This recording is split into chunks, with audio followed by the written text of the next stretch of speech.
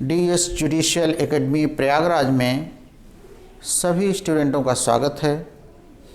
आज हम आपको हायर जुडिशियल सर्विसेज के लिए एक प्रैक्टिकल क्वेश्चन देने जा रहे हैं।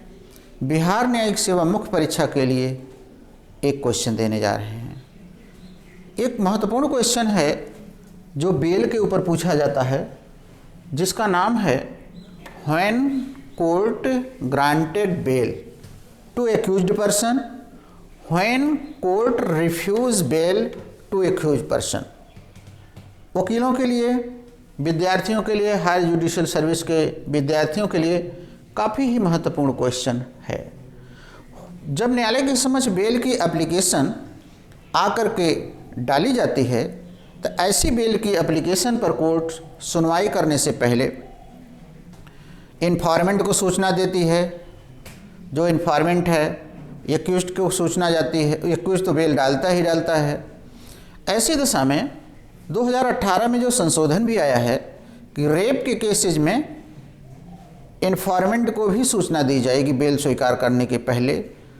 साथ ही साथ अब जब बेल की सुनवाई हो गई है तो बेल कब ग्रांट की जाएगी, बेल को ग्रांट करने के लिए सीआरपीसी में जो भी प्रोविज़न दिए गए हैं, आइए देखें।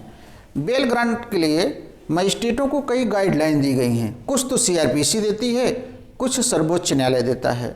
जो सीआरपीसी देती है उस गाइडलाइन पर सबसे पहले हम चर्चा करेंगे। Before granting of the bail, CrPC directed to magistrate और कोर्ट, आप इन मामलों में बेल दे दीजिए। पहला, आधार बेल स्वीकार करने का। If the bailable offence committed by the accused person, court can grant the bail to accused person. यदि जमानती अपराध अभियुक्त ने किया है तो फिर उसे जमानत पर छोड़ दिया जाएगा। 436 यानी 436 सीआरपीसी में ये बात कही गई है। दूसरा, अगर अभियुक्त ने अजमानती अपराध किया है, नॉन बेलेबल किया है, तो न्यायालय अभियुक्त को बेल तभी देगा जबकि मजिस्ट्रेट अभियुक्त को बेल तभी देगा जबकि 16 वर्ष से कम की स्त्री है, कोई अत्यधिक उम्र का शिथिलांग है, या 16 वर्ष से कम का कोई व्यक्ति है, या कोई स्त्री है, या कोई बीमार है, या कोई शिथिलांग है। इन 4 व्यक्तियों को बेल दे देगा। अर्थात मर्डर करने वाले को नहीं देगा, लाइफ इम्प्रिजन वाले को नहीं देगा, प्रीवियस कन्विक्टेड पर्सन को नहीं देगा।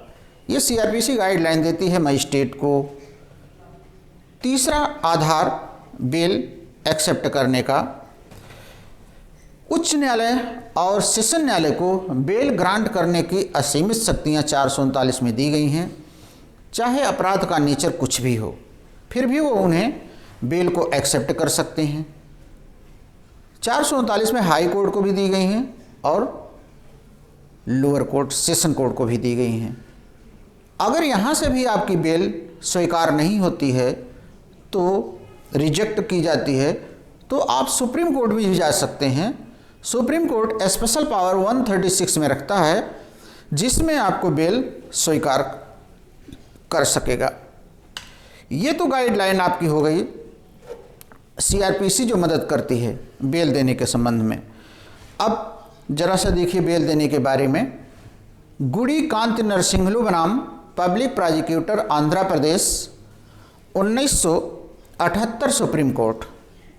इस केस में भी कहा गया है नेचर ऑफ ऑफेंस हम देखेंगे, कैरेक्टर ऑफ द एक्यूज्ड देखेंगे, अभियुक्त को भागने की संभावना तो नहीं है, अभियुक्त असिस्ट कर रहा है कि नहीं कर रहा है इन्वेस्टिगेशन में। इन सब बातों को देखते हुए हम बेल देने का प्रयास करेंगे। विचारण के दौरान मिसयूज तो नहीं करेगा, इत्यादि। अब दूसरे पॉइंट पे आइए जो सबसे महत्वपूर्ण है और वर्तमान का एक महत्वपूर्ण टॉपिक है कि जमानत देने में न्यायालय या मजिस्ट्रेट कब इनकार कर देगा, कब रिफ्यूज कर देगा। ये महत्वपूर्ण क्वेश्चन इसलिए है क्योंकि इनकार करने का आधार जो होना चाहिए एक रीजनेबल आधार होना चाहिए, क्योंकि ऑलरेडी जस्टिस कृष्ण अय्यर ने कहा है मोतीराम बनाम स्टेट ऑफ एमपी में bail is rule, jail is exception. इसलिए इनकारी का कोई उचित आधार ही होना चाहिए, नहीं तो व्यक्ति की लाइफ एंड लिबर्टी सर्वोत्तम है। आर्टिकल 21 में विधि द्वारा स्थापित प्रक्रिया से ही उसे जेल में रखना चाहिए। अब आते हैं हम बेल रिफ्यूज़ का आधार आपको बताते हैं। बेल रिफ्यूज़ का आधार आप सुनिए। अगर मामला अजमानती है और मृत्यु आजीवन कारावास से दंडनीय है तो फिर मजिस्ट्रेट बेल देने से मना कर देगा। 437 1 रोमन 1 में ये दिया गया है। दूसरा, अगर अभियुक्त का पूर्व आपराधिक इतिहास रहा है तो फिर मजिस्ट्रेट उसे बेल देने से मना कर देगा। 437 1 रोमन 2 में। तीसरा पॉइंट है जो बेल देने से मना कर देगा, यदि अपराधी को क्षमादान दिया गया है और अपराधी को क्षमादान दिया गया है फिर भी उस क्षमादान के बाद ऑलरेडी पहले से वो बेल पे नहीं है तो उसकी बेल इनकार कर दी जाएगी और उसको अंदर रखा जाएगा। तो क्षमादान प्राप्त अप्रूवर CRPC में जो है 306 में उसको कंटिन्यू जेल में रखा जाएगा जब तक कि ट्रायल पूरा ना हो जाए। चौथा पॉइंट, अगर कॉन्ट्रैक्ट पे कहीं पर हत्याएं की गई हैं जिसको हम लोग सुपारी नाम दिए हैं तो उनकी बेल को इनकार कर दिया जाएगा।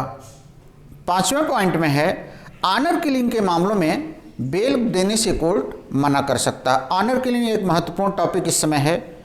दहेज हत्या, NDPS के मामले या फेरा के मामले, इनमें मजिस्ट्रेट या कोर्ट बेल देने से मना कर देगा। मजिस्ट्रेट बेल देने से मना कर देगा। अनुसूचित जात जनजाति के अपराधों में लेटेस्ट संशोधनों के सहित सुप्रीम कोर्ट ने कहा है बेल देने से इसमें बहुत सावधानी आप बरतिए, इसलिए इनमें भी बेल देने से मना किया जा सकता है।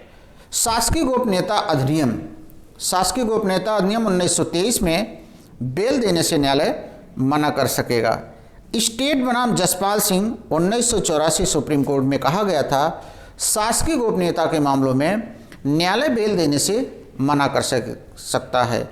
व्यक्ति की स्वतंत्रता सर्वोच्च है। अगर कोई विशेष कारण न हो तो बेल देने के पक्ष में कोर्ट रहती है। तो आपको बेल के बारे में एक संक्षिप्त जानकारी हायर जुडिशियल सर्विसेज के स्टूडेंट के लिए बिहार न्याय सेवा की मुख्य परीक्षा के लिए बताया गया।